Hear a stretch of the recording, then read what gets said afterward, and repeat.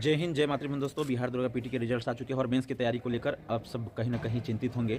और एक खास करके इस बारे में बहुत सारे लोगों के मन में क्वेरीज होंगी कि क्या अब कम समय है, क्योंकि जैसा कि आप जान रहे हैं प्रस्तावित तिथि जो फरवरी माह है, यानी उसमें कभी भी उत्तरार्ध में यानी 15 फरवरी के बाद कभी भी वो परीक्षा ले सकता है, जैसा कि नोटिस के माध्यम से संभावनाएं हैं।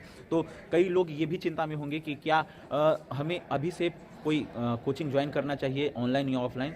इसके बारे में आज इस वीडियो में संक्षेप में जानेंगे दोस्तों। देखिए दोस्तों, मेरा जहाँ तक अनुमान है या जहाँ तक मेरा अनुभव रहा है दोस्तों, अभी आपके लिए कोई उचित समय नहीं है कि आप कोचिंग ज्वाइन कीजिए, कोचिंग के माध्यम से अपनी तैयारी कीजिए। अभी बेहतर आपके लिए यही रहेगा दोस्तों कि आप सेल्फ स्टडी कीजिए। अपने जो पीटी में जिन पुस्तकों को लेकर चले थे उसी को मेंस में लेकर चलिए।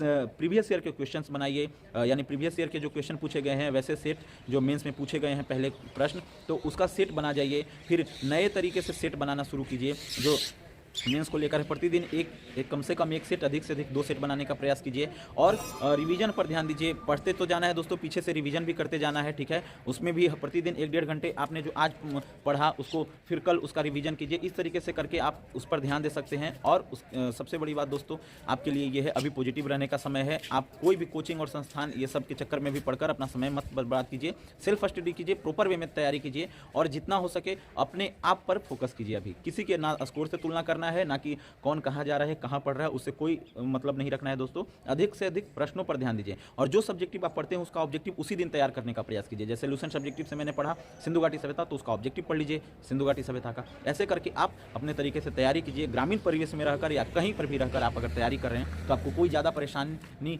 का सामना नहीं करना पड़ेगा, आप अगर इस तरीके से तैयारी करते हैं। हाँ, कुछ ऐसे टॉपिक जरूर होते हैं दोस्तों जैसा जो हमें समझ नहीं आता है, तो उसके लिए बेहतर आपको यही रहेगा कि आप यूट्यूब पर उसको प्रॉपर टॉपिक का वीडियो सर्च कीजिए। बहुत सारे यूट्यूब पे वीडियोज़ अपलोड हैं, ठीक है, चाहे वो ज्योग्राफी का हो, हिस्ट्री का हो, पॉलिटी का हो या अन्य सब्जेक्ट का, तो उसको ध्यान में रखिए।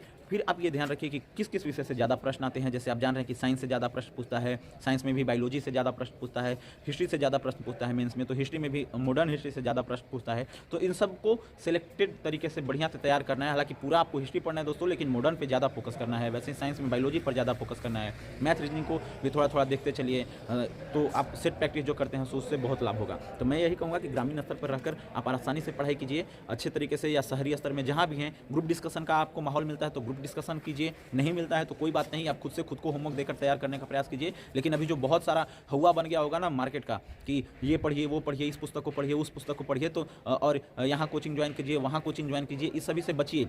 अभी बहुत सारा इसमें आपको लगेगा कि ये ज्वाइन कर ले, वो ज्वाइन कर ले, ये कोचिंग ज्वाइन कर ले, वो कोचिंग ज्वाइन कर ले, इससे विशेष लाभ होने वाला नहीं है। सेल्फ स्टडी कीजिए, हार्डवर्क कीजिए। अभी समय रहता तो मैं जरूर रिकमेंड करता दोस्तों, लेकिन अभी आपके लिए बेहतर यही है, सेल्फ स्टडी करके बेहतर करने का प्रयास कीजिए। फिर मिलते हैं दोस्तों अगले वीडियो में एक नई जानकारी के साथ। तब तक के लिए जय हिंद, जय मातृभूमि, वंदे मातरम। धन्यवाद दोस्तों।